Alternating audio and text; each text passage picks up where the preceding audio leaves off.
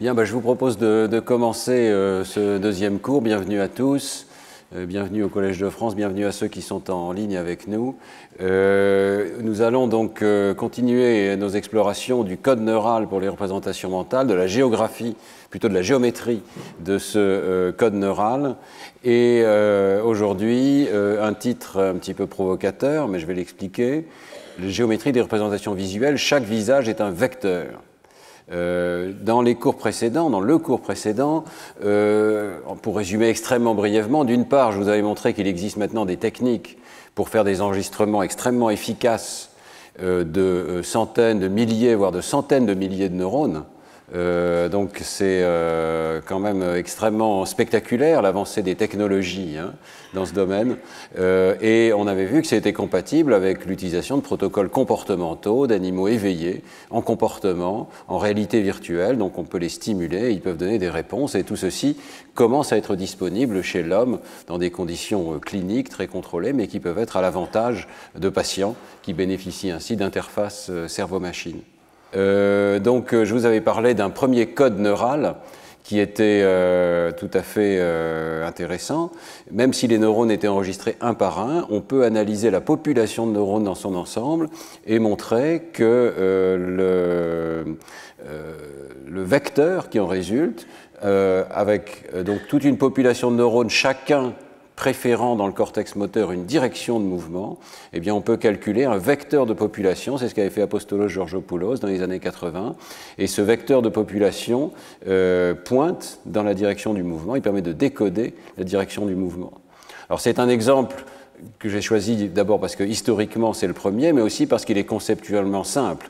Il y a un vecteur de mouvement dans l'espace, soit en 2 dimensions si on se déplace sur une surface, soit en 3 dimensions si on pointe dans l'espace, et il y a un vecteur neuronal correspondant à ce vecteur de déplacement du doigt de l'animal. Donc c'est relativement facile à comprendre, et chaque neurone est accordé une certaine direction dans cet espace vectoriel. Ce qu'il va falloir imaginer aujourd'hui, c'est que ces espaces de très haute dimension qui sont rendus disponibles par la présence de millions de neurones dans une aire cérébrale, eh bien, ils servent à coder pas seulement des vecteurs physiques, comme un vecteur de déplacement de la main, mais ils servent à coder des vecteurs plus abstraits, et notamment les vecteurs qui nous permettent de représenter des images. Donc c'est ce qu'on va voir aujourd'hui. Et je vais essayer tout doucement d'étendre notre imagination de ce que sont ces espaces vectoriels de très haute dimension. C'est très difficile d'imaginer. On arrive à représenter une feuille en 2 dimensions, un espace à 3 dimensions, c'est facile. Notre appareil cognitif a évolué pour cela. C'est beaucoup plus difficile d'imaginer à quoi ressemble un espace à 1 million de dimensions. Mais on va essayer tout doucement de concevoir des outils, y compris visuels, pour essayer d'imaginer à quoi ça ressemble et quels sont les calculs qu'on peut faire dans un espace avec des millions de dimensions. Alors, on va donc faire appel à un concept un petit peu abstrait qu'on va illustrer progressivement, qui est le concept de variété neurale, neural manifold en anglais. Manifold, c'est un terme mathématique, variété, mais ce qu'on veut dire est relativement simple, et c'est expliqué par Ebitz et Hayden dans cet article de revue que je vous ai déjà recommandé, de 2021, sur la doctrine de population en neurosciences cognitives, l'idée de passer un code de population et pas un codage par neurone unique. L'idée est très simple, c'est que les neurones ont tendance à être corrélés entre eux. Donc, tout l'espace neural qui serait disponible parce qu'on a des millions de neurones n'est pas complètement disponible en réalité. Et les données neurales se déplacent sur une variété, une surface ou une hypersurface qui est limitée et qui n'occupe pas tout l'espace qui serait disponible. Alors, je rends les choses très concrètes immédiatement. Imaginez que vous ayez 2 ensembles de neurones, 2 populations de neurones, mais l'une inhibe l'autre, ce qui est un cas assez fréquent. Et bien dans ce cas-là, même si l'espace complet d'activité serait tout le plan ici donné par l'activité de la première population et de la deuxième population, dans la réalité, les données n'occupent qu'une partie de cet espace, parce que si l'un de ces groupes de neurones est activé, l'autre va être inhibé et vice-versa. D'accord ? Donc là, c'est facile à comprendre. La variété neurale, c'est cet espace linéaire à une seule dimension où plus l'un est activé, plus l'autre est inhibé. Et il y a beaucoup d'espaces blancs qui ne peut pas être occupé ou qui ne peut être occupé que de façon très transitoire. Peut-être si on active artificiellement les deux populations en même temps, elles vont être très brièvement activées toutes les deux en même temps, on va être ici, mais très vite, la dynamique de la population va ramener l'activité sur ce sous-espace. Donc il faut imaginer que dans cet espace énorme rendu disponible par l'activité indépendante de chaque neurone de notre cerveau, il y a des sous-espaces qui vont servir à coder l'information.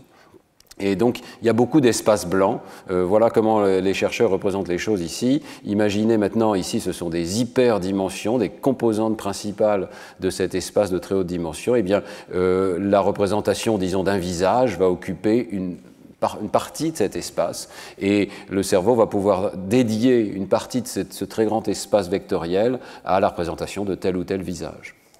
Et donc, on appelle ça la variété neurale. Alors, il y a une idée supplémentaire que je vous livre de façon abstraite, et puis on va la développer dans le cours, hein. C'est l'idée que les étapes successives de traitement dans le cerveau servent à démêler la variété neurale.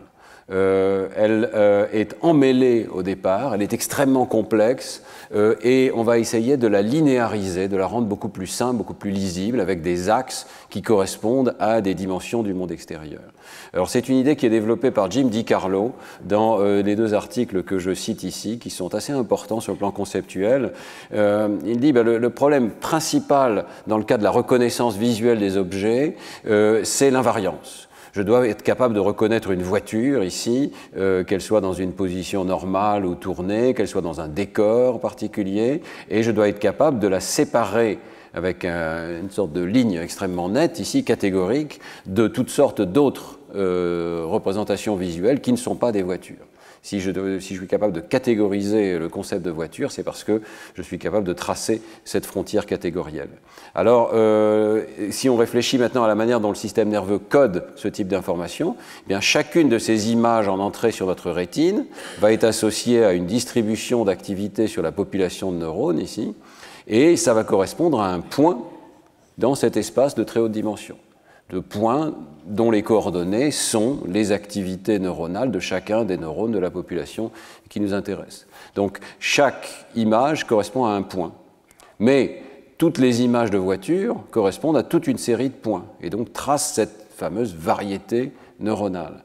Et le problème, c'est que lorsqu'on est proche de l'entrée dans l'aire visuelle V1, par exemple, eh bien, la série de ces points, si la voiture se déplace, si elle tourne, si elle change de taille, est extraordinairement compliquée. On peut la considérer comme une variété neurale, mais elle va être très plissée. Et l'objectif du système visuel, suivant Jim DiCarlo, c'est de déplisser cette variété. Donc tous ces points rouges qui occupent des positions extrêmement compliquées dans l'espace, parce que dès qu'on change la taille, par exemple, de l'image, eh bien ça change complètement les neurones qui sont concernés, ce sont d'autres neurones qui sont concernés, donc le vecteur neural tourne dans une direction complètement différente. Mais selon l'hypothèse de Jim DiCarlo, à haut niveau, il va y avoir peu d'axes représentatifs et une sorte de plan linéaire, hyperplan, qui va permettre de séparer toutes les voitures de toutes les non-voitures. Et donc, la série d'étapes visuelles qui précède ici sert à démêler la représentation, à démêler la variété neuronale. Et évidemment, on ne peut pas le faire avec des opérations linéaires. Si c'était que des opérations linéaires, on ne pourrait faire que tourner, projeter, dilater, mais on ne pourrait pas déplisser la représentation neurale ici. Et on comprend qu'il est nécessaire d'avoir une série d'étapes non linéaires pour arriver à ce résultat désirable, qui est que tous les points qui correspondent à une voiture sont regroupés dans un espace, dans une partie de l'espace neural, et ils sont tous séparables de façon linéaire, linéairement séparables. Donc on peut trouver un hyperplan qui trouve toutes les voitures d'un côté de cet hyperplan. J'espère que je suis à peu près clair. Pourquoi est-ce que c'est intéressant d'avoir cet hyperplan ici en sortie? Eh bien, parce que ça veut dire que le neurone suivant, un neurone suivant, pourrait, par des opérations extrêmement simples, simplement en combinant de façon linéaire une série d'entrées, il pourrait dire c'est un visage. Donc à l'étape suivante, on pourrait avoir un neurone spécifique au visage, ou une population de neurones spécifique au visage. Donc le caractère linéairement décodable est souvent confondu dans la littérature avec le caractère explicite de la représentation. On dit qu'ici, il y a une représentation explicite de la catégorie voiture, parce que je peux la séparer linéairement de toutes les autres représentations, alors qu'ici, il y a une représentation implicite. Évidemment, dans V1, toute l'information doit être là, quelque part, sur la présence d'une voiture, mais elle est plissée, elle est extrêmement complexe, elle n'est pas explicite. Voilà pour les concepts un petit peu. Alors on va essayer de les appliquer à la hiérarchie neurale que vous connaissez dans le cortex visuel depuis les aires V1, V2, V4 et le cortex inférotemporal. Et il y a cette prédiction donc que le cortex inférotemporal contient un espace vectoriel démêlé dans lequel les dimensions sont compréhensibles et qui permet la reconnaissance visuelle. Et on va l'étudier tout à fait particulièrement dans un cas particulier qui est donc les visages, la représentation des visages. Et je vous présente, ce n'est pas un hasard ici, un visage particulier, c'est le visage du professeur Doris Tsao, qui est à UC Berkeley, qui était avant à Caltech, et qui a fait une série de recherches absolument extraordinaires sur la présentation des visages, et je la remercie particulièrement parce qu'elle m'a prêté un certain nombre de diapositives que j'ai adaptées pour ce cours. Alors, retraçons un tout petit peu l'histoire de la représentation des visages. Dès les années 80, les chercheurs enregistrent des neurones dans le cortex inférotemporal et de temps en temps, ils trouvent un neurone, et on est vraiment à la période de l'étude des neurones uniques ici, ils trouvent un neurone qui répond sélectivement à un visage plutôt qu'à des non-visages. Ici, un neurone, c'est un seul neurone qui a répondu à ces différentes images. Sans doute ici le visage du chercheur lui-même, c'est comme ça que la découverte est faite, et puis ensuite d'autres visages, des animaux, des photos, etc. Le neurone décharge fortement uniquement au visage. Ce sont des découvertes qui sont anecdotiques, mais qui sont faites par beaucoup de groupes, qui sont rapportées dans une série de publications, notamment par Dave Perrett, ici, par Bob DeSimone, par beaucoup d'autres, je vous ai parlé des travaux de Tanaka, et on s'aperçoit que, quelque part dans la profondeur du lobe temporal, à un niveau antérieur, ici, il y a pas mal de réponses au visage. Ensuite, survient l'IRM, et c'est une avancée assez importante parce qu'elle permet de voir tout le cerveau. On était auparavant avec l'électrophysiologie au niveau de pénétration d'électrodes sans être guidé et sans avoir la tridimensionnalité du cerveau. Grâce à l'IRM, on peut voir tout le cerveau et on peut voir le cerveau humain en particulier. Et cet article extraordinairement cité de Nancy Kanwisher, un petit peu fondateur, rapporte l'existence du nerf fusiforme des visages, un module du cortex extrastrié spécialisé pour la perception des visages.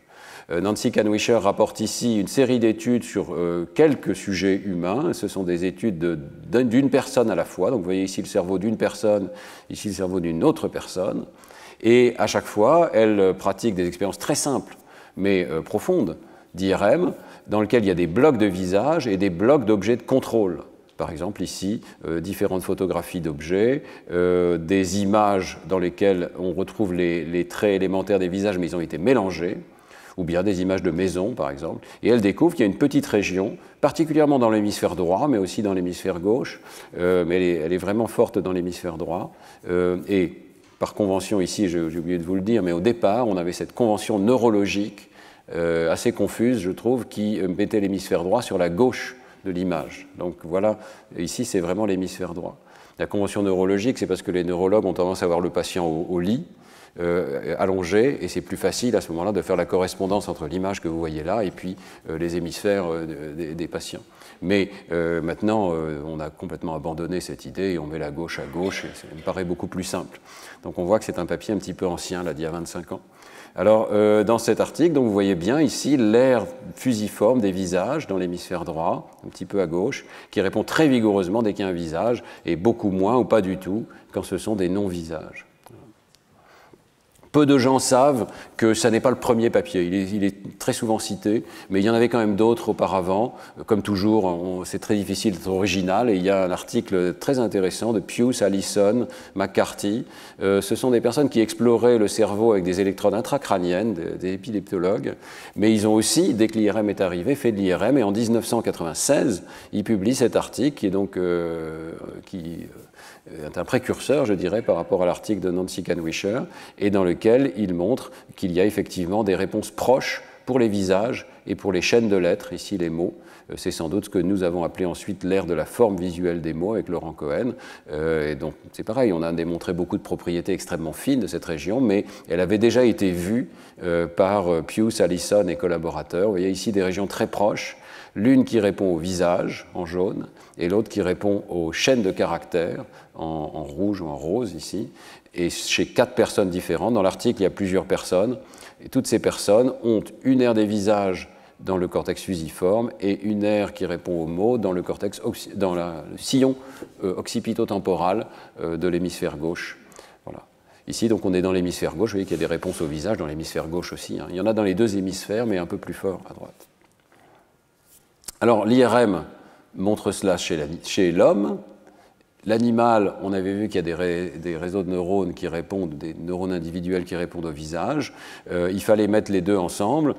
C'est fait par des collègues autour justement des premiers travaux de Doris Tsao, Winrich Freiwald, Roger Tuttle, leur équipe, adaptent les méthodes d'IRM fonctionnelles aux singes et réalisent des études de plus en plus systématiques de cette préférence catégorielle pour les visages. Vous voyez qu'on compare les visages à des corps, des fruits, des objets, des mains et des images mélangées. Et l'IRM fonctionnel permet donc de regrouper ces éléments en blocs, de regarder où bouge le signal pour chacun de ces blocs dans le cerveau tout entier. Et ils découvrent que ce n'est pas une région, mais plusieurs régions. Ils appellent ça des face patches, des patchs de cortex qui répondent au visage. Et vous voyez qu'ici, on a donc des face patches qui répondent assez vigoureusement dès qu'il y a un bloc où il y a un visage, mais pas quand il y a des mains, pas quand il y a des objets, pas quand il y a des fruits, pas quand il y a des corps humains. Donc c'est une très forte sélectivité qui est observée chez le singe, comme elle a pu être observée dans le travail de Nancy Kanwisher chez l'homme. L'étape suivante consiste à aller voir comment répondent les neurones dans ces régions. Donc Doris Tsao, dans le même article, insère de longues électrodes jusque dans ces patchs de cortex et va enregistrer des neurones uniques dans ces régions et dans les régions voisines. Et elle découvre qu'il est très facile de trouver, une fois qu'on est guidé par l'IRM, il est très facile de trouver des régions où on trouve des neurones qui répondent très vigoureusement au visage et à rien d'autre. Donc c'est la première fois qu'on peut les trouver de façon systématique, vous voyez, plutôt qu'au petit bonheur. Et vous voyez un petit peu la sélectivité de ces réponses. Alors ici, c'est, je crois, un neurone unique en fonction du temps. Vous avez les décharges neuronales, donc les potentiels d'action qui sont marqués par des petits points. Et à chaque fois, pour un visage donné, donc il y a 16 visages qui sont présentés ici, ou 16 instances d'images, visage, corps, fruits, objets, mains et mélangés. Et vous avez la réponse du neurone répliquée un certain nombre de fois, une dizaine de fois ici, pour la même image. Vous voyez que dès que c'est un visage, et ici, quel que soit le visage, eh bien, il y a une décharge très forte de ce neurone, et pas du tout, presque pas, pour d'autres formes particulières. On va écouter un neurone de ce type dans une vidéo qui m'a été fournie donc, par Doris Tsao. Voilà. Vous entendez le neurone, les décharges, et vous voyez qu'à chaque fois qu'il y a un visage, eh bien, il y a des décharges du neurone.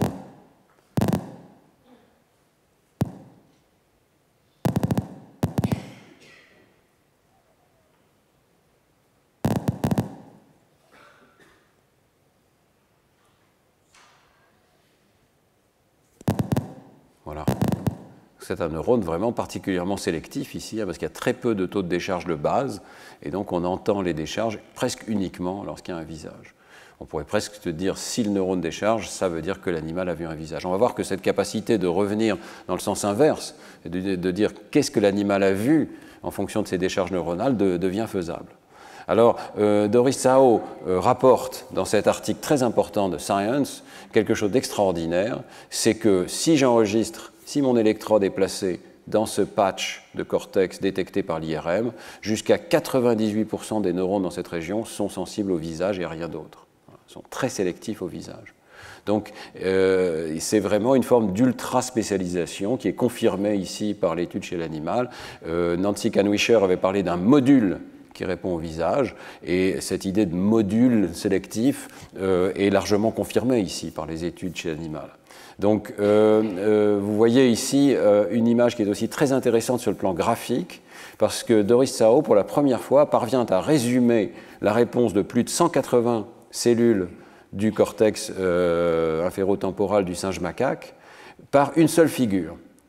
Sur cette figure, vous voyez en couleur la réponse normalisée vers 100-200 millisecondes de la cellule, donc le taux de décharge, qui est rapporté entre 0 et 1 ici, avec aussi la capacité d'inhibition par rapport à la ligne de base.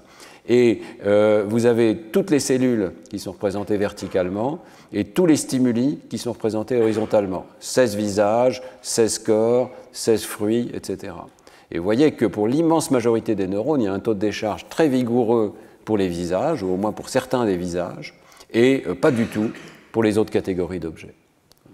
Et même si vous regardez là-haut, je crois que cette image est ordonnée en fonction de la différence entre visage et non-visage. Donc les cellules ont été ordonnées. Vous voyez que là-haut, il y a quelques cellules qui ont l'air de ne pas répondre au visage, mais si ça se trouve, en fait, elles s'inhibent au visage, et donc en fait, elles codent toujours. C'est peut-être des cellules inhibitrices qui s'inhibent au moment où on présente un visage.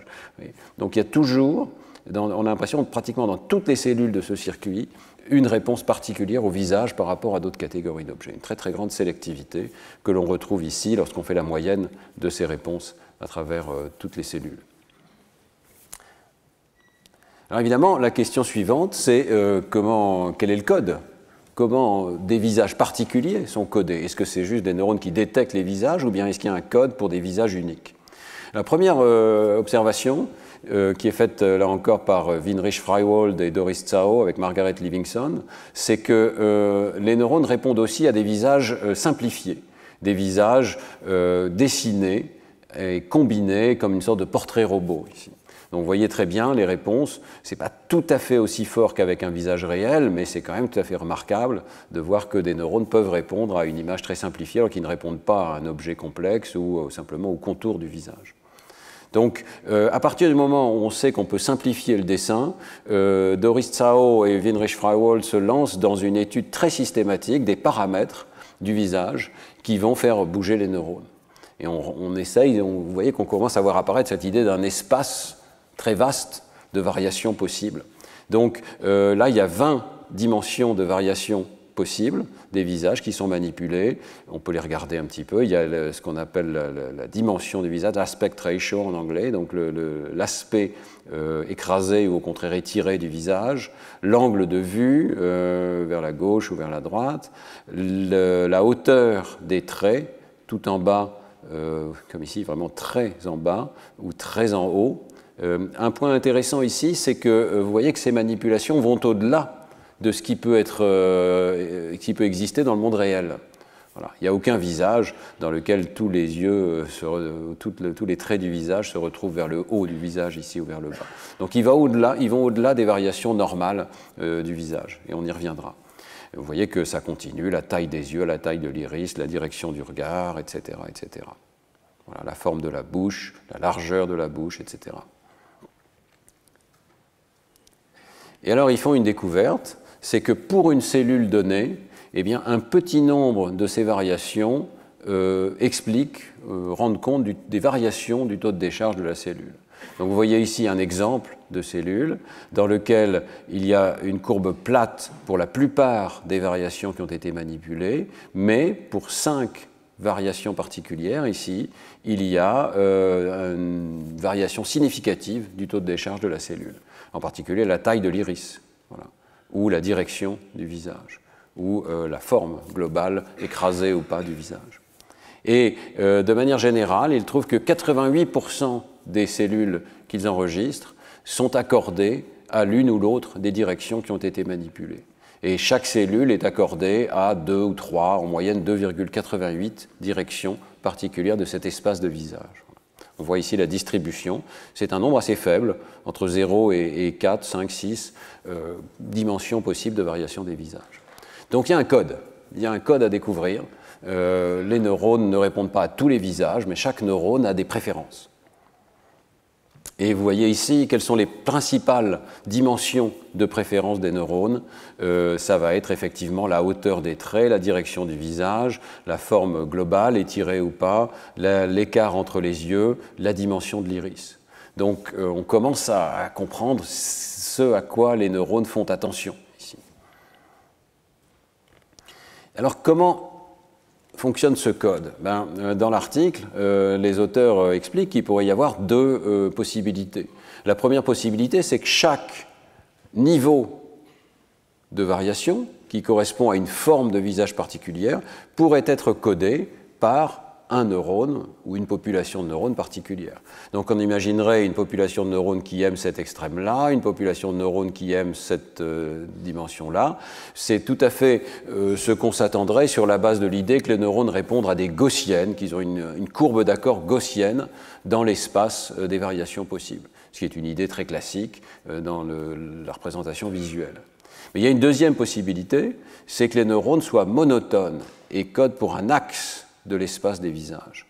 Donc des neurones monotones, ça ressemblerait à ça, ça serait des neurones qui déchargent de plus en plus à mesure qu'on s'approche de leur visage préféré, mais dans la direction qui est celle qui est préférée. Voilà. Donc des neurones qui ont des réponses monotones sur tout l'axe de variation, dans un sens ou dans l'autre. Alors quelle est la réponse? Eh bien, la réponse, c'est plutôt des neurones monotones.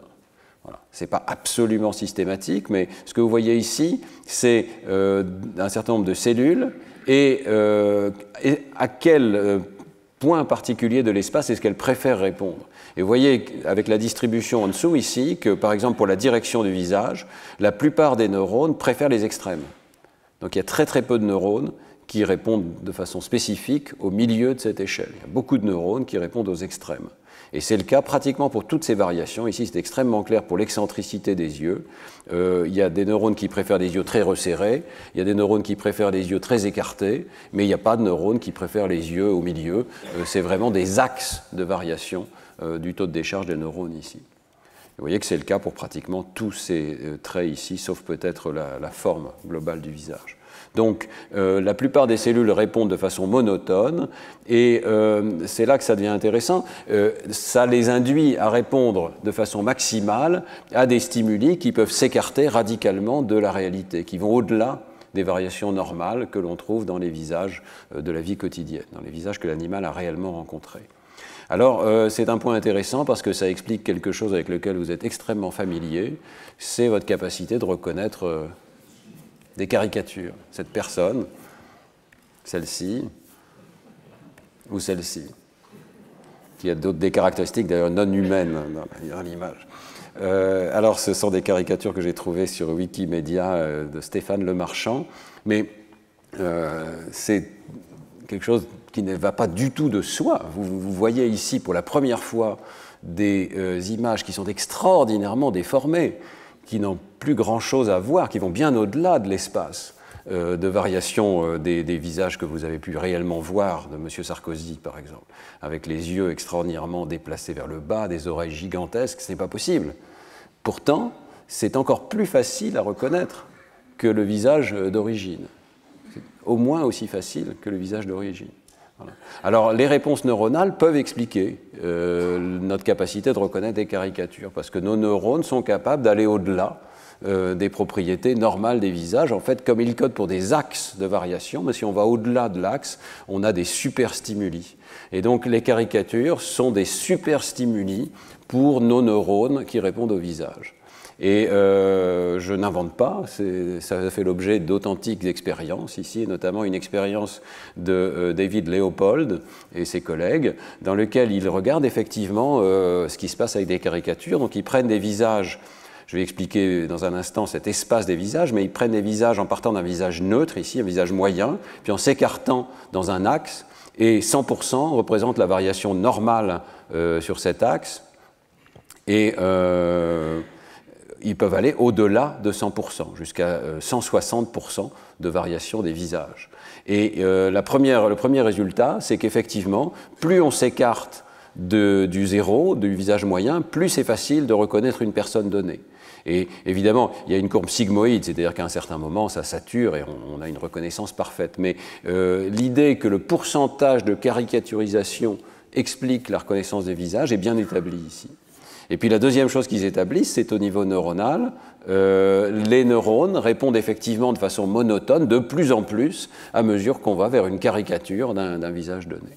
Donc ici, vous avez un neurone qui est illustré avec 4 directions de visages différents, et dans toutes ces directions, soit le neurone ne répond pas, mais s'il répond, eh bien, il va répondre de façon de plus en plus importante, de plus en plus forte, et monotone en fonction du pourcentage de caricaturisation, et on arrive à des caricatures de 160% ici qui sortent de l'espace normal des visages, mais qui sont toujours reconnaissables. Ce n'est pas tout à fait des caricatures, on ne va peut-être pas assez loin ici pour appeler ça une caricature, mais ce sont quand même des variations qui n'auraient pas été possibles dans le monde naturel. Alors il est temps qu'on explique un petit peu plus ce qu'on veut dire par espace vectoriel pour les visages. En fait, c'est une idée assez ancienne qui est issue de l'informatique, des sciences cognitives, mais reprise maintenant par les neurosciences cognitives. Alors si on repart des recherches de Doris Tsao, ce que je vous ai montré jusqu'à présent, c'est que l'un des patchs de cortex qui répond au visage, celui du milieu, pourrait se correspondre à un espace vectoriel dans la mesure où d'abord, le code neural n'est pas l'objet d'une cellule, mais il est distribué à travers de nombreuses cellules. Chaque cellule code pour un certain nombre d'axes de variation, par exemple le déplacement des yeux, l'espacement des yeux, et donc on peut considérer que si on regarde la population tout entière, eh bien, les taux de décharge de ces différentes cellules sont comme les coordonnées d'un visage dans cet espace de visage. Donc essayez d'imaginer qu'un visage est identifié par une série de nombres qui correspondent à ces coordonnées sur toutes ces possibilités de variation. Une fois qu'on aura fait la liste de l'espacement des yeux, de la forme du visage, etc., on aura une liste suffisamment précise pour identifier le visage comme un point dans cet espace à, on va voir, 50 dimensions ici. Alors, c'est une idée qui a une longue histoire, et notamment en informatique, comme un algorithme possible pour reconnaître les visages. C'est ce qu'on appelle les eigenfaces, les visages propres, ici. J'emprunte cette diapositive à Gabriel Perret, qui fait des synthèses très intéressantes sur Twitter, en une image comme ça, de points historiques d'informatique et de sciences cognitives et de mathématiques. Alors, dans le cadre de l'informatique, ce qui avait été proposé, c'est que l'espace des visages est très important, il y a essentiellement des milliards de visages potentiels, mais on peut le comprimer en extrayant ces axes principaux, en faisant ce qu'on appelle une analyse en composantes principales, et en déduisant les vecteurs propres et les valeurs propres, et donc les visages propres. C'est dans ce sens-là qu'il faut l'entendre, au sens mathématique du terme, c'est-à-dire les axes de variation qu'on peut extraire automatiquement par une analyse en composantes principales, par une analyse de matrice de covariance des images de visage. On peut trouver quels sont les axes de variation qui dominent dans la variance sur les visages et qui expliquent donc le plus de variance entre différents visages.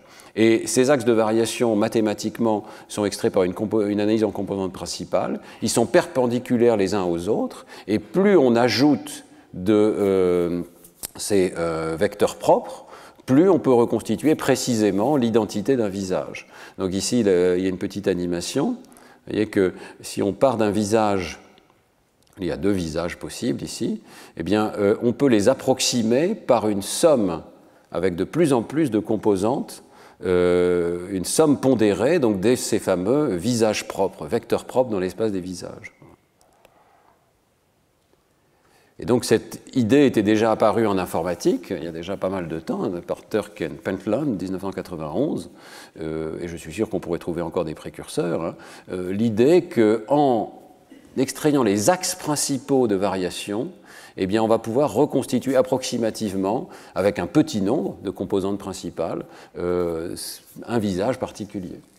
Donc, chaque visage, dans cette perspective, est caractérisé par ses coordonnées sur ces axes. Chaque visage peut être vu comme une somme pondérée de variations canoniques des visages. Alors, est-ce que c'est ça que font les neurones ? Eh bien, d'abord, il faut vous dire que c'est devenu maintenant, ce type d'idée est devenu le modèle de référence pour la représentation psychologique des visages. Et au niveau psychologique, l'idée qu'il y a un espace vectorielle pour les visages est devenue tout à fait classique en sciences cognitives. J'ai choisi ici une publication très récente dans PNAS, mais il y a tout un historique. Le point d'aboutissement, c'est ce qu'on appelle le modèle des visages de Bâle, Basel Face Model, qui est un espace formel dans lequel on peut manipuler des visages avec des visages qui sont en 3 dimensions et des axes distincts pour la forme et pour la texture des visages. Donc il y a d'abord des variations de forme que vous pouvez voir ici. Vous voyez la première, la deuxième et la troisième composante principale, et puis des variations de texture qui expliquent par exemple les variations de couleur de peau, mais aussi d'illumination du visage, de rides, etc. Et alors, bien comprendre que maintenant, à partir du moment où on a un tel espace, n'importe quel visage, le visage de n'importe quel d'entre vous dans cette salle, correspond à un point dans cet espace. Un point dans un espace à une 50aine de dimensions ici. Et dans l'article, les chercheurs étudient si ça a du sens sur le plan psychologique, si cet espace est raisonnable, la distance entre les points devrait prédire la similarité. Donc si nous trouvons des visages similaires, c'est parce que dans cet espace vectoriel de haute dimension, les points sont proches. Est-ce que c'est vrai? Et quelle est la bonne distance? Est-ce que c'est la distance euclidienne, qui est simplement la distance en ligne droite entre ces 2 points, ou bien est-ce que c'est par exemple l'angle entre 2 vecteurs? Donc ils vont tester cette hypothèse dans cet article en choisissant 232 paires de visages très soigneusement choisis pour pouvoir séparer ces hypothèses. Ils couvrent certains morceaux de cet énorme espace des visages, mais ils permettent de séparer une mesure de l'espace de la distance euclidienne ou une mesure de la distance en termes angulaires ici, le cosinus de l'angle. Et il teste aussi les prédictions de plusieurs réseaux de neurones, on ne va pas rentrer dans le détail, hein. Mais la méthode aussi est intéressante. Il s'agit ici de trier des paires de visages, donc le sujet reçoit des paires de visages, 232 paires, et pour chacune de ces paires, il va devoir les placer sur un écran en disant je les mets tout en bas si elles sont vraiment identiques, donc ici il y a des exemples de visages identiques de référence, et je les mets tout en haut s'ils sont extraordinairement différents. Et ici il y a le maximum de différence qui est présenté. Et donc de cette manière-là, on obtient des jugements de similarité de la part des sujets, c'est de la pure psychologie, la psychophysique, hein, et on obtient que les jugements de dissimilarité, donc le placement sur cette échelle, ici normalisé, est parfaitement bien expliqué par la distance euclidienne dans l'espace des visages. Si la distance euclidienne est proche, si les vecteurs sont proches dans ce grand espace à 50 dimensions, eh bien le sujet va dire c'est le même visage, ou ça se ressemble. Et puis plus on s'écarte de façon monotone ici, plus vous voyez qu'on prédit un jugement dissimilaires, ce sont des visages différents. Il y a pas mal de détails dans cet article qui sont intéressants. Si le sujet vous intéresse, je vous invite à le regarder. Et en particulier, l'idée que la distance euclidienne est le meilleur prédicteur. Donc il faut vraiment tenir compte des coordonnées des points, pas seulement de la direction des vecteurs, qui donnerait le cosinus de l'angle, mais de la distance réelle entre les points. Ça correspond au fait qu'on est capable de juger la quantité de déformation et pas seulement la direction d'une déformation. Bon, cela dit, ça n'est pas un effet majeur dans cet article, donc je pense que les choses ne sont pas complètement encore clarifiées. Un point intéressant aussi, c'est que par le biais de ce calcul, on arrive à un espace isotrope. C'est pour ça que la distance euclidienne tout simple fonctionne. Il n'y a pas besoin de pondérer les différents axes, alors qu'il y en a beaucoup, hein, parce que les axes sont déjà normalisés par l'écart type des variations des visages dans le monde naturel. Donc on a un espace dans lequel il y a du sens de tourner, parce que toutes ces dimensions sont isotropes, toutes ces directions sont isotropes. On arrive donc à l'idée que lorsque nous reconnaissons des visages, eh bien, nous avons en fait peut-être compilé des statistiques sur les principaux axes de variation. Nous faisons quelque chose comme peut-être une analyse en composantes principales lorsque nous apprenons à reconnaître des visages dans notre enfance. Et ensuite, ces variations principales que nous avons extraites, eh bien, elles nous servent à représenter n'importe quel visage nouveau. N'importe quel visage nouveau est un point dans cet espace de coordonnées que nous avons appris.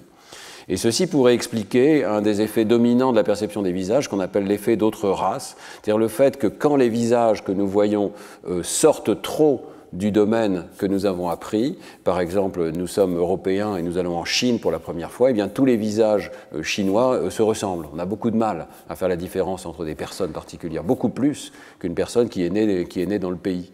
Donc ça correspondrait au fait que les axes que nous avons appris ne sont pas complètement universels, mais sont adaptés aux statistiques des visages que nous avons rencontrés au cours de notre développement et ne sont plus parfaitement adaptés à de nouvelles conditions dans lesquelles il y a des variations différentes de visage. Alors je reviens aux neurones maintenant et aux travaux de Doris Tsao sur le codage neural des visages. Si cette idée d'espace vectoriel est juste, il y a toute une série de prédictions qui s'en suivent. Et dans un article absolument extraordinaire de 2017, dans Cell, Doris Tsao vraiment poursuit chacune de ces prédictions et on va voir que ça peut aller vraiment très très loin. Alors quelles sont ces prédictions?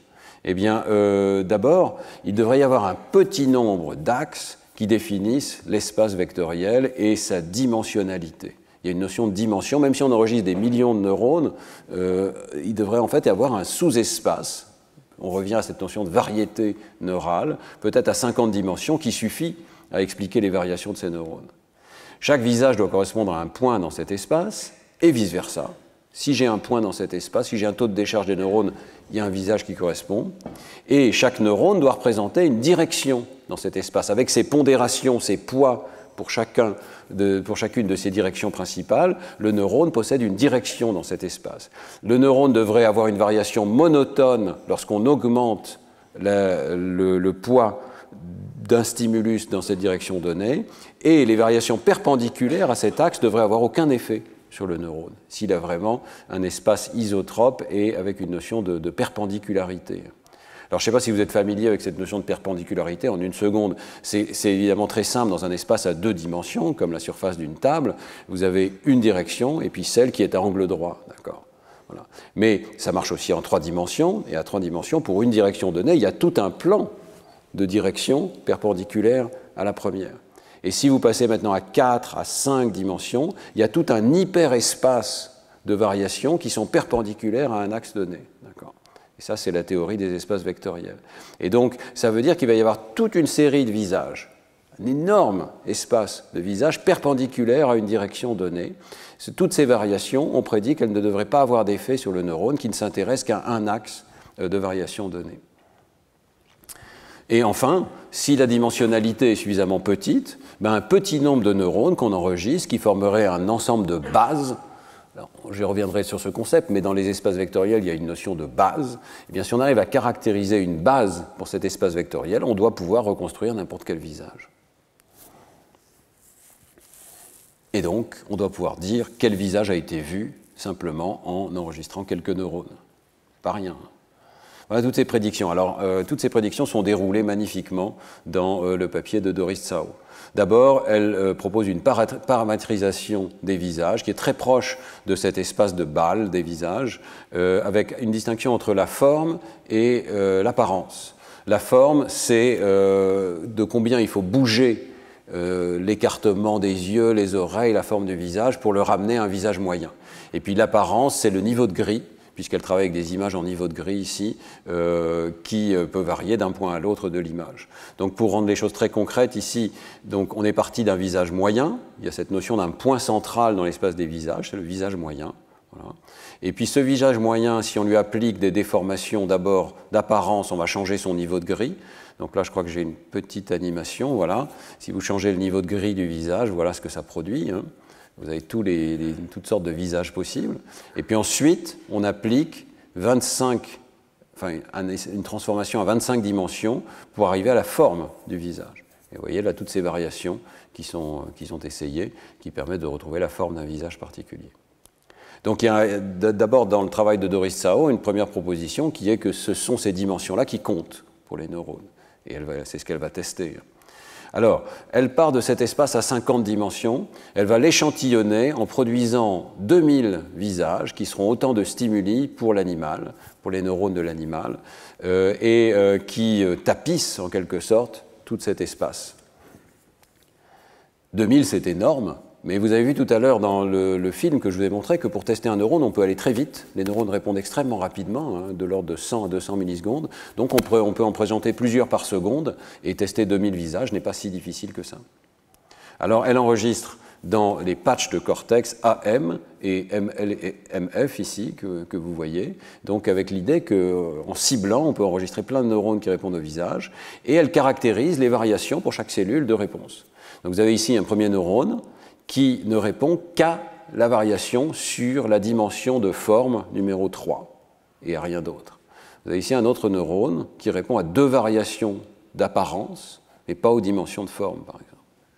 Et donc ça marche, un petit peu comme le travail sur les caricatures tout à l'heure, mais maintenant ce sont des vraies images de visage en niveau de gris, réaliste. Et première découverte, cette distinction entre forme et apparence rend compte, au moins en partie, de la division entre des patchs de cortex inférotemporal. Le patch le plus antérieur répond principalement à l'apparence, et il semblerait que les variations de forme soient normalisées en premier par le patch le plus postérieur, ici MLMF.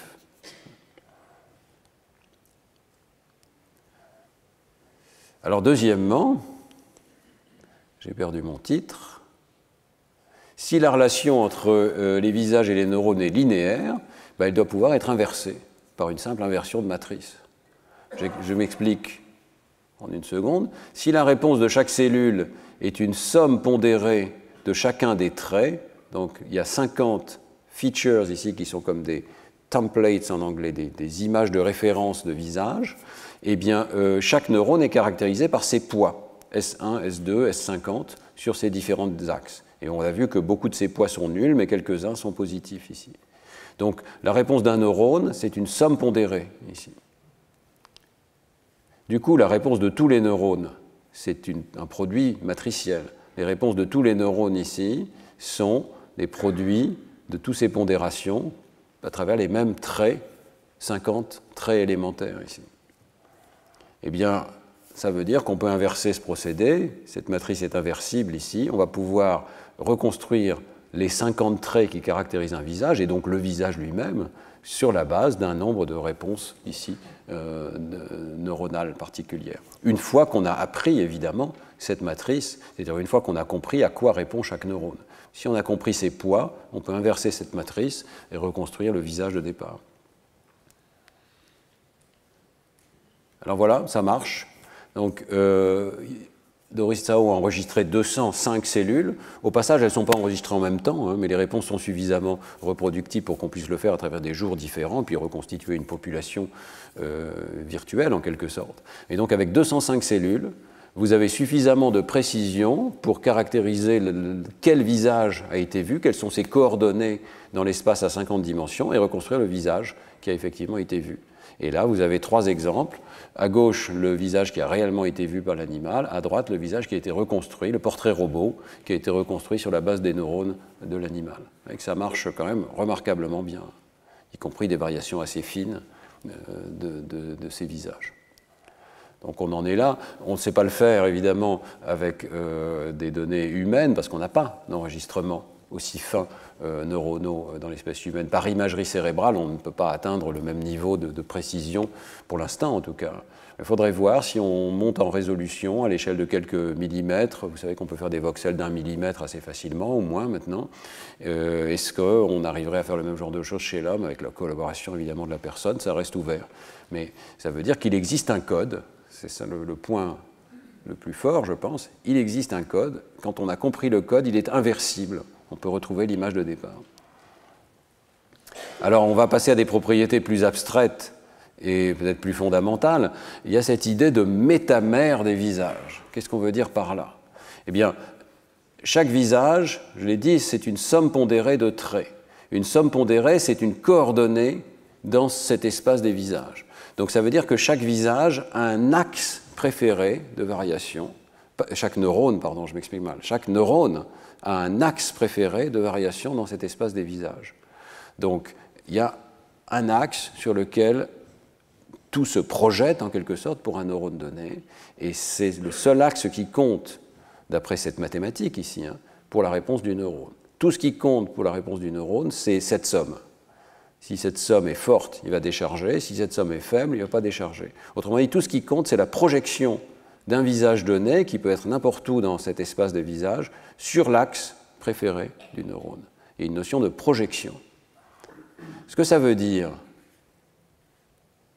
c'est que le taux de décharge ne devrait dépendre que de la taille de la projection d'un visage donné sur cet axe, et ne devrait absolument pas dépendre de la position d'un visage donné sur tout l'énorme hyperespace perpendiculaire à cette direction, qui a été représenté ici en 3 dimensions. C'est un plan, hein.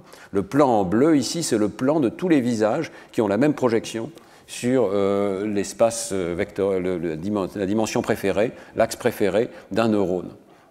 D'accord ? Donc c'est ça qu'on va appeler des métamères. Ce sont des visages qui sont extrêmement différents les uns des autres, mais ils ont tous la même projection sur l'axe préféré d'un neurone donné. Prédiction, ça ne devrait rien changer pour la réponse du neurone. Alors voilà déjà la réponse de Doris sur la base de ces données de visage ici.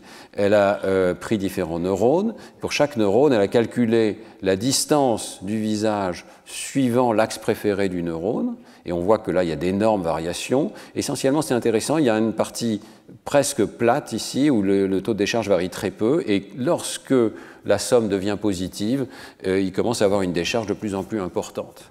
Au passage, pour ceux qui font de l'intelligence artificielle, ça ressemble énormément aux unités qu'on appelle ReLU, Rectifier Linear Units, des unités qui rectifient, qui sont linéaires, mais uniquement sur la partie droite de la courbe ici, et qui sont plates sur la partie gauche de la courbe. Donc vous voyez, il y a une réponse en tout cas monotone en fonction de la projection sur l'axe préféré. Et ce qui est intéressant, c'est l'absence de variation totale dans la direction opposée. Il peut y avoir de grosses variations sur des directions orthogonales, mais il n'y a pas de changement du taux de décharge du neurone. Elle va quantifier ça très finement en regardant voilà, comment varie le taux de décharge sur un axe perpendiculaire pour différents neurones. Le taux de décharge ne varie pas du tout, alors que le visage change. Hein. Ça, c'est important. Vous voyez que ce n'est pas du tout les mêmes visages. Mais ce neurone particulier ne s'intéresse pas à ces variations-là, il s'intéresse qu'à un axe particulier de variation, et il ne bouge pas en fonction de ces variations-là. Alors, c'est tellement important que Doris Tao refait une expérience dédiée entièrement à cette idée, parce que là, la diapo précédente est fondée sur les 2000 visages qu'elle avait testés au départ. Dans une expérience dédiée à cette question, elle génère spécifiquement des visages qui sont générés en ligne pendant l'expérience pour un neurone donné.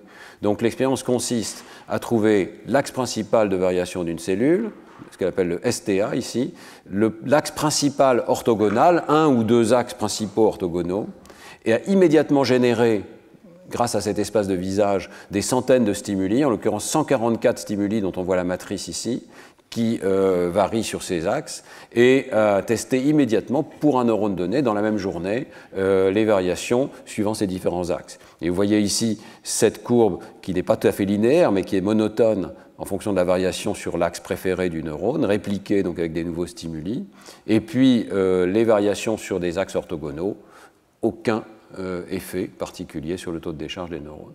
Donc il y a vraiment une sorte d'espace vectoriel avec des propriétés d'orthogonalité, de projection qui sont visibles ici.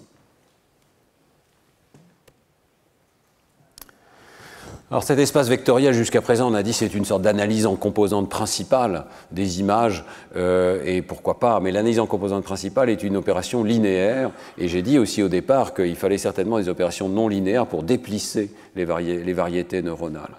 Alors effectivement, il y a des progrès aussi sur la compréhension de la manière d'obtenir ces axes de variation des neurones, et Doris Tao a collaboré à un article qui est principalement issu du travail de DeepMind, et notamment vous voyez ici de Demis Hassabis, qui est le fondateur de la société DeepMind, et de Matthew Botvinnik, qui est l'un des principaux collaborateurs. C'est très intéressant, ce sont deux personnes qui ont fait des neurosciences, cognitives, et qui ont fondé une société d'intelligence artificielle qui a été ensuite rachetée par Google. C'est la société DeepMind qui réalise certains des principaux progrès dans ce domaine, et notamment, vous avez entendu parler d'AlphaGo, la capacité de résoudre le jeu de Go par intelligence artificielle. Vous voyez que ce sont des gens qui connaissent leurs neurosciences et qui s'en inspirent et qui parfois collaborent directement avec les neurosciences pour créer des systèmes d'intelligence artificielle.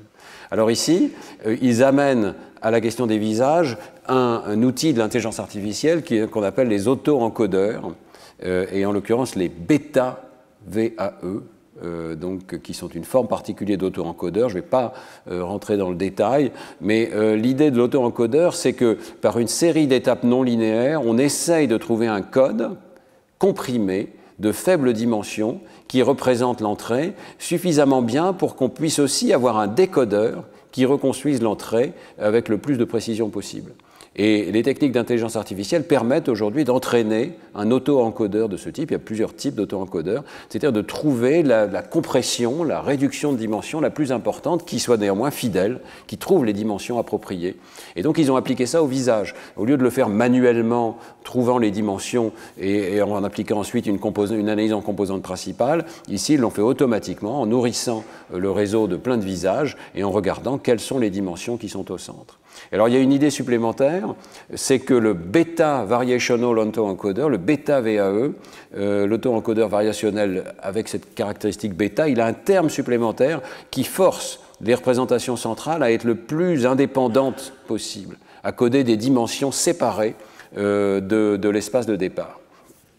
Et donc l'idée, c'est qu'ils essayent d'avoir des variables identifiées ici au niveau central, qui soient les plus indépendantes les unes des autres, qui correspondent à des facteurs génératifs invariants pour les variations des autres facteurs. Par exemple, l'âge. Alors on va voir tout de suite, je rentre dans les détails, vous aurez des explications et ces diapositives vous donneront le pointeur vers les explications. Hein.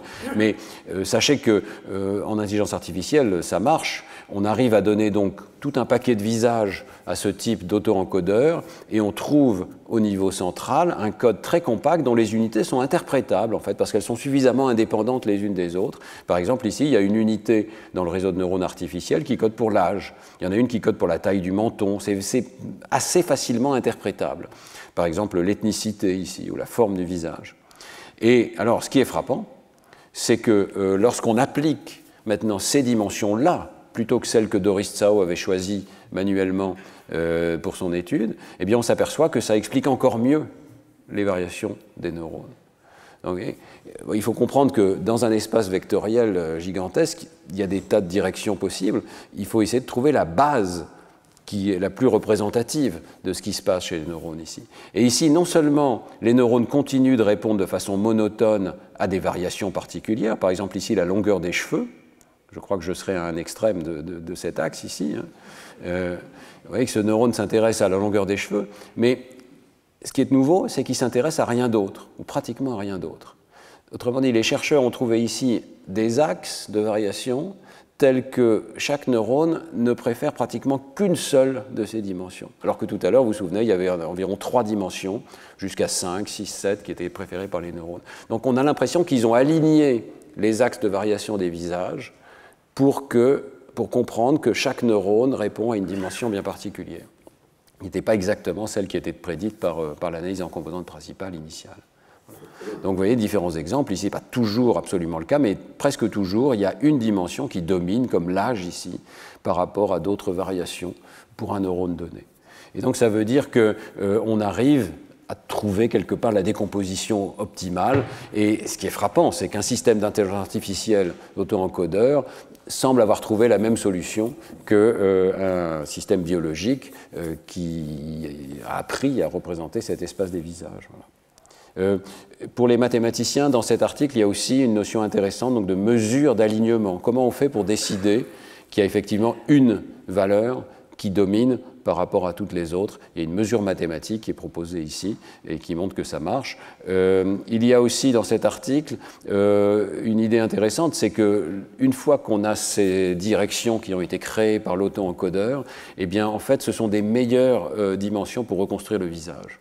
Donc les dimensions de Doris Tsao étaient déjà pas mal, mais le modèle de Doris Tsao serait ici, et vous voyez que le bêta VAE a réussi à mieux reconstruire les visages. Ce n'est pas immédiatement apparent quand on regarde les images ici, enfin, on voit qu'il y a des reconstructions qui sont correctes, mais ils disent que si on compare les choses, toutes choses égales par ailleurs, eh bien, le modèle d'auto-encodeur a donné des meilleures représentations de ce que font les neurones, à tel point qu'on arrive à une meilleure reconstruction du visage à partir des neurones quand on utilise ces dimensions-là.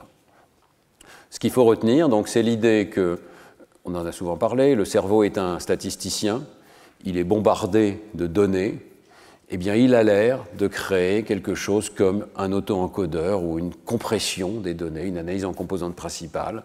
L'opération exacte reste à déterminer, mais quelque chose qui projette ces données de très haute dimension, qui les déplisse et qui les projette dans un espace vaste, mais pas si vaste que ça, peut-être avec seulement 50 dimensions pour représenter tous les visages possibles. Voilà.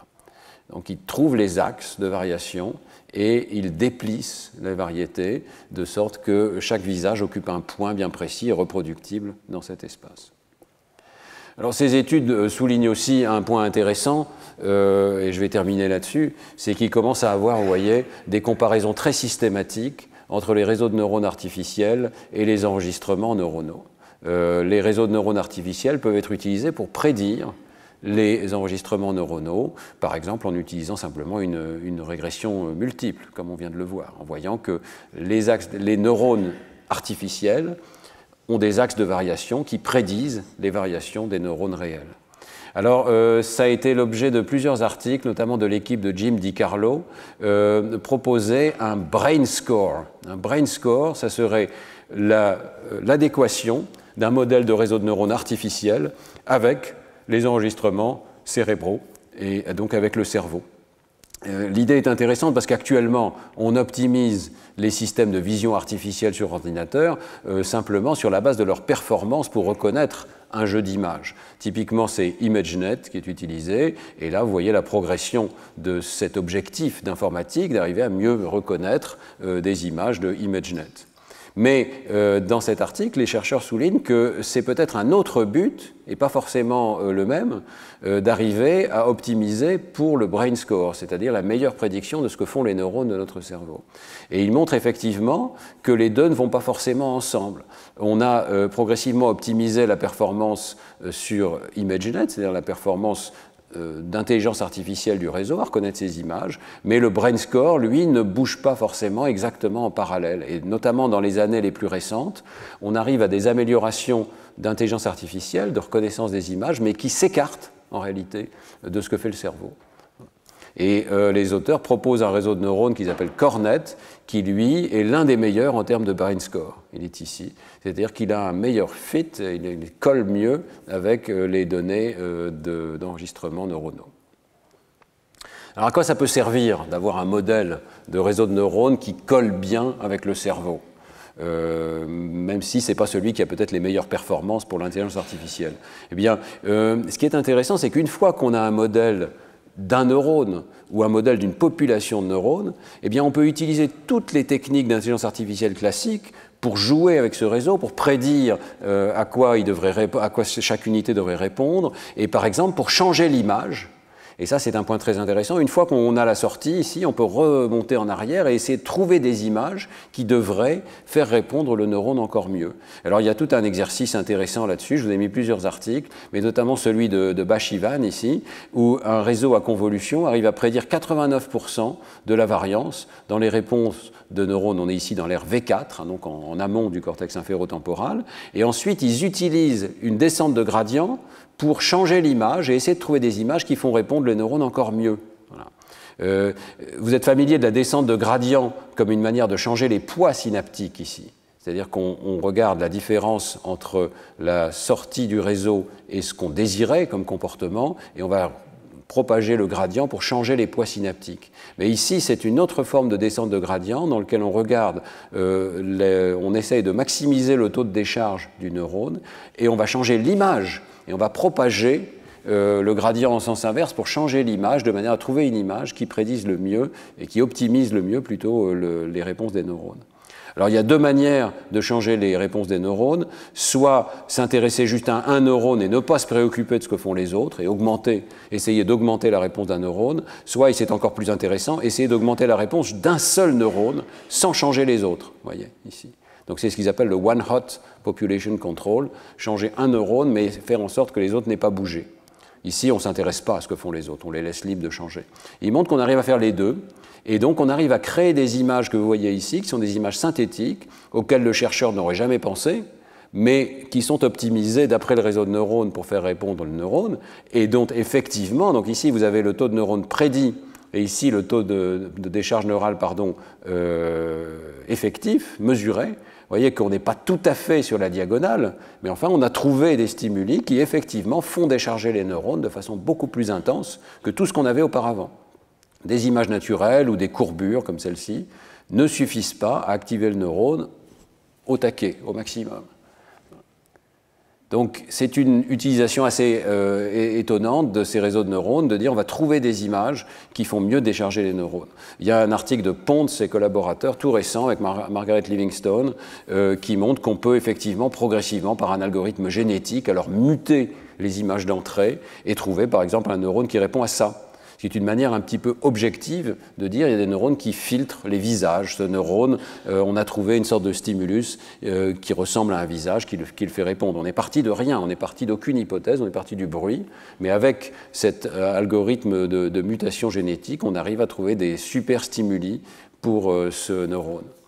Bon, je trouve cette approche à la fois intéressante et je suis un petit peu sceptique parce que ce n'est pas très clair qu'elle nous permette de comprendre ce que fait le réseau. Elle nous permet de trouver des nouveaux stimuli, mais ça n'est pas la même chose que de comprendre ce que fait le réseau. Mais enfin, c'est quand même impressionnant à quel point la compréhension d'un réseau de neurones artificiels permet de générer de nouveaux stimuli. Alors je termine en mentionnant quelque chose qui est assez étonnant en intelligence artificielle, c'est la capacité justement de changer le stimulus pour faire des attaques adversariales.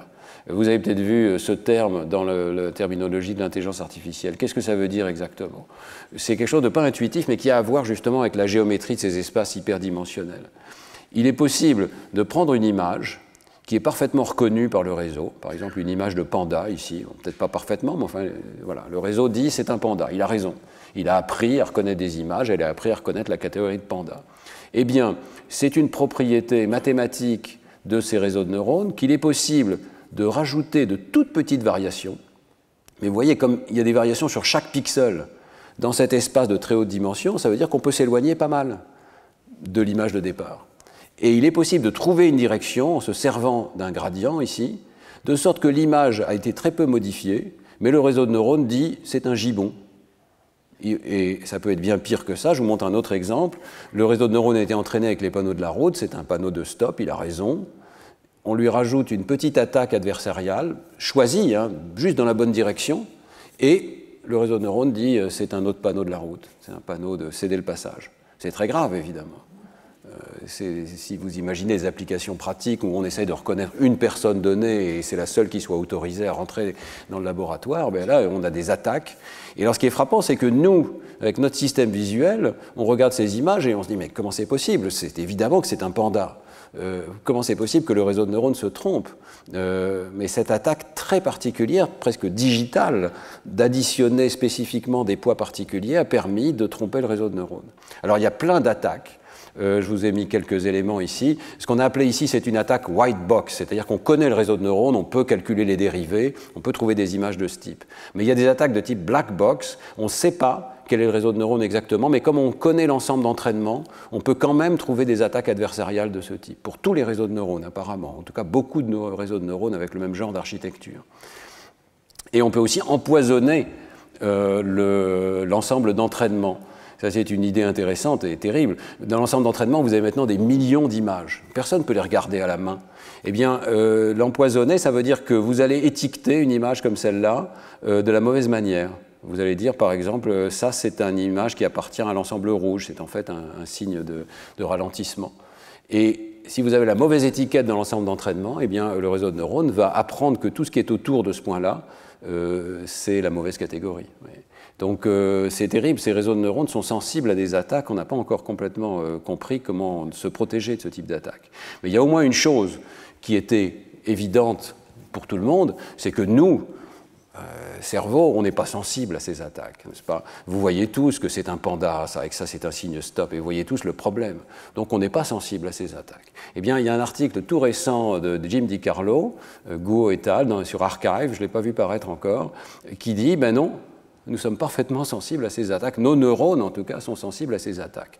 Après tout, nos neurones sont au sommet d'un réseau de neurones réels, biologiques, mais on peut les attaquer. Alors, ils arrivent à les attaquer en trouvant des images qui sont minimalement différentes de l'image de départ, mais qui arrivent à faire décharger les neurones encore plus que l'image de départ et qui pourtant visiblement appartiennent à une autre catégorie. Donc voilà un exemple. Vous avez un neurone qui répond à comment on appelle ça, un cadran, et plusieurs sortes de cadrans, donc une LR spécialisée pour les cadrans. Le neurone ne s'intéresse pas au chien, mais je peux partir d'une image de chien, la changer minimalement, je ne sais pas si vous voyez les changements qui ont été faits ici, et le neurone se met à décharger encore plus fort qu'un cadran. Voilà. Donc c'est ça l'attaque adversariale dans un vrai réseau biologique ici. Mais on ne voit rien. Hein. Alors, comment ils font? Je vous ai mis un petit peu le détail ici. C'est un peu compliqué. Ils arrivent à enregistrer le même neurone plusieurs jours de suite avec les fameux Utah Arrays. Donc, ils ont des puces qui sont implantées, qui ne bougent pas trop.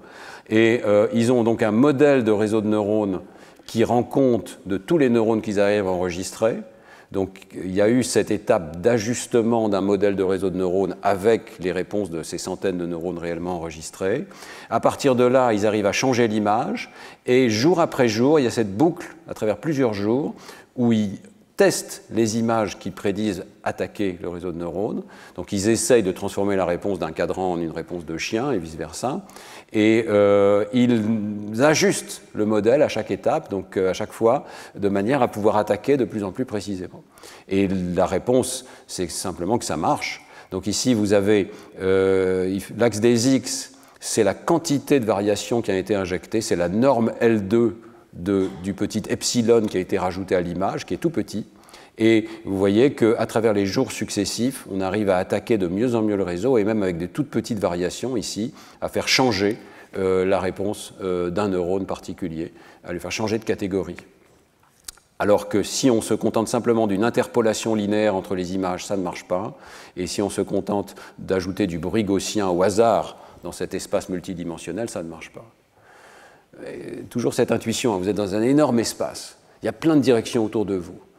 Si vous allez au hasard, ça ne correspond à rien. Mais si vous utilisez la connaissance des connexions du réseau, vous pouvez trouver un axe très particulier dans cet espace où un tout petit mouvement dans cette direction-là va vous faire changer de catégorie. C'est ça une attaque adversariale.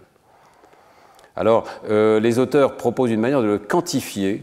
Je crois que je ne vais pas rentrer dans le détail, mais c'est quand même très intéressant d'arriver à quantifier les variations de l'image, donc ça c'est la fameuse norme L2 ici. Vous voyez qu'on est dans un espace de variation extraordinairement faible. Changer un pixel, on serait déjà ici, sur cet axe. Et toutes les variations dont on parle sont dans cet intervalle ici de très faibles variations, pratiquement invisibles. Epsilon égale 10, c'est toujours pas très visible ce qui a été changé dans l'image.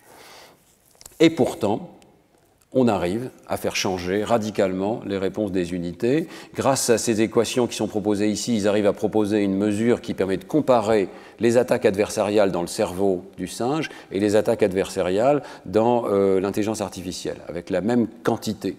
Et alors, ce qui est tout à fait frappant, c'est qu'on croyait que le cerveau était un peu protégé de ces attaques. Eh bien, pas du tout. Les neurones sont ici sur la courbe intermédiaire. Donc, de façon assez étonnante, un réseau de neurones artificiels donc les neurones du cortex inférotemporal sont moins sensibles que des réseaux de neurones à convolution, mais sont plus sensibles que des réseaux entraînés de façon adversariale ici. Donc, ils sont sensibles. Nous sommes sensibles. Alors cette étude pose aussi plus de questions qu'elle n'en résout, c'est peut-être pour ça qu'elle n'est pas encore publiée. Ils ont réussi à attaquer un neurone. Mais on ne sait pas si toute la population de neurones a été attaquée en même temps. Donc on ne peut pas savoir si tout le vecteur a été réorienté et encore moins ce que voit l'animal. On n'a pas de notion de ce que voit l'animal. Il faudrait qu'il y ait un rapport subjectif et on ne sait pas donc si l'animal tout entier a été trompé et a cru que c'était un cadran alors que c'était un chien ou vice-versa. Donc ça reste à étudier. Il est possible qu'il y ait des stabilisations par des étapes successives à d'autres niveaux dans le système. Ils ont enregistré uniquement dans le cortex inférotemporal. Il est possible que le cortex frontal nettoie ces populations de neurones et arrive quand même à ne pas se laisser tromper. Donc on ne sait pas.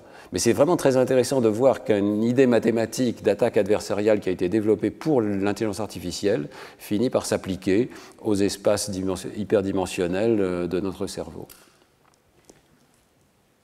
Voilà, alors quelques conclusions à retenir.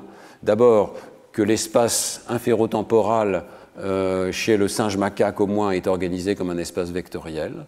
Il y a des neurones spécialisés pour les visages qui chacun représente certains des axes dans un espace qui comprend seulement 50 axes. C'est vraiment pas beaucoup, hein. Il y a des millions de neurones, mais à la fin, grâce à cette analyse, il n'y a plus que 50 axes de variation. Et chaque neurone semble s'intéresser à quelques-uns de ces axes, peut-être un seul de ces axes si on a trouvé les bons axes. Voilà. Si on les trouve par un auto-encodeur. Il est donc possible de parler d'orthogonalité dans cet espace et de métamères, des visages qui sont perpendiculaires les uns aux autres. Et il est possible d'utiliser les réseaux de neurones pour trouver non seulement des meilleurs stimuli pour les cellules, mais aussi des attaques adversariales qui sont assez étonnantes, ou une image qui ne devrait pas faire partie de l'ensemble qui fait répondre un neurone finit par le faire répondre. Voilà, je vais m'arrêter là. La semaine prochaine, nous continuerons notre exploration des propriétés de ces espaces vectoriels pour coder l'information visuelle et pour communiquer, comme principe de communication entre les aires cérébrales. Merci beaucoup de votre attention.